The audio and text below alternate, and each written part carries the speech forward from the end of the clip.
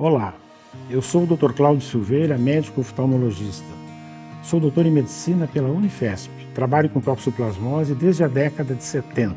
Eu só pensava que ia morrer. Esse é o relato de muitos pacientes que têm a doença aguda. Embora seja considerada uma doença benigna, o número de casos graves tem aumentado. Devemos ter pensamento crítico e ver objetivamente o que a doença causa, diferente do senso comum. Para algumas pessoas, a doença se manifesta de uma forma leve, como uma gripe, enquanto que para outras ela pode causar sintomas graves. Por isso é fundamental reconhecer os riscos e buscar os cuidados adequados no momento certo. Embora a toxoplasmose possa afetar qualquer pessoa, existem alguns grupos que têm um risco significativamente maior de apresentar complicações graves. Segundo o que se sabe, os grupos mais vulneráveis são as gestantes e os bebês, e as pessoas que têm sistema imune debilitado. E atualmente estamos vendo casos graves também em pessoas saudáveis. Como a toxoplasmose afeta cada um desses grupos? Gestantes e bebês. Durante a gravidez, a toxoplasmose pode ser transmitida ao bebê, causando a toxoplasmose congênita. No primeiro trimestre, as chances de transmissão são menores, mas as consequências são mais graves. Podem ocorrer até malformações, incluindo microcefalia ou hidrocefalia. Nos trimestres seguintes, a transmissão é mais frequente, com riscos de problemas auditivos e visuais. O aspecto das lesões é diferente. Se a gestante adquiriu a doença no primeiro trimestre, vai aparecer uma lesão típica da toxoplasmose. É como se fosse uma roda de carroça. E se ela for adquirida mais no final da gestação, são lesões não tão características, que se confundem até com lesões adquiridas após o nascimento. Quais são os cuidados que a gestante deve ter em relação à toxoplasmose? O primeiro, ela tem que saber se ela já teve toxo no passado ou não. Se ela é soronegativa, nunca teve contato com a toxoplasmose, por um lado é muito bom, porque ela não está infectada.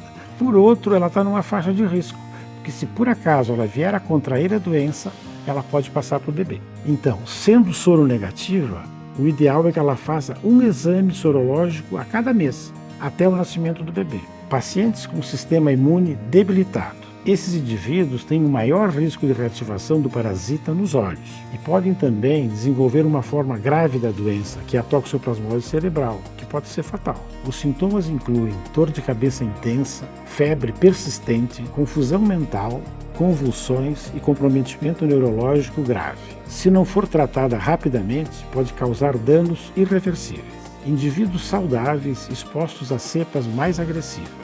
Recentemente, estudos mostram que novas variantes do Toxoplasma gondii estão associadas a quadros mais graves, mesmo em pessoas saudáveis. Esses indivíduos podem desenvolver inflamação ocular severa, além de complicações neurológicas e outros órgãos, como pulmões e coração. Os sintomas mais comuns incluem fadiga extrema, febre, inflamação ocular e, em alguns casos, até complicações cerebrais. Por isso, é importante estar atento à prevenção.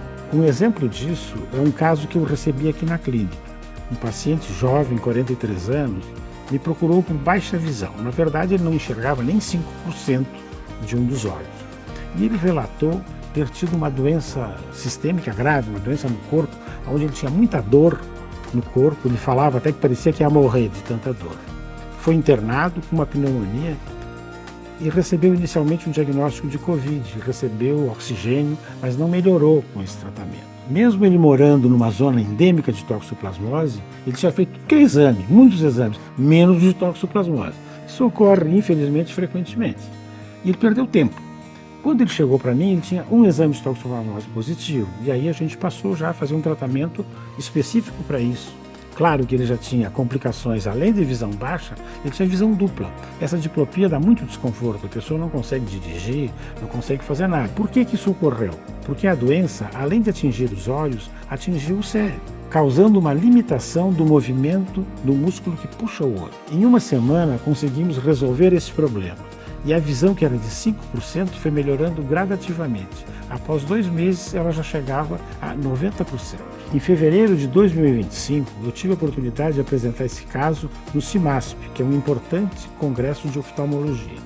Esses casos merecem ser apresentados e servem como orientação para outros colegas, porque a toxoplasmose é tratada em todo o Brasil, mas não é vista como prioridade como deveria. Isso nos mostra que nós continuamos repetindo que a doença não é grave em pacientes saudáveis. Mas como acabamos de ver, não é esse o caso. A boa notícia é que a toxoplasmose pode ser prevenida com medidas simples. Aqui estão algumas dicas essenciais que você pode seguir. Congele e cozinhe bem os alimentos, especialmente as carnes. Lave frutas e vegetais adequadamente. Higienize as mãos após manipular alimentos crus ou lidar com caixas de areia. Evite contato direto com fezes de gato, especialmente durante a gravidez. Beba apenas água filtrada ou fervida. Dessa forma, você se protege e protege a sua família. E você, achava que a toxoplasmose era uma doença benigna?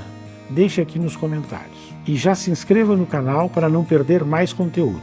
Quer saber mais sobre toxoplasmose? Acompanhe os nossos vídeos.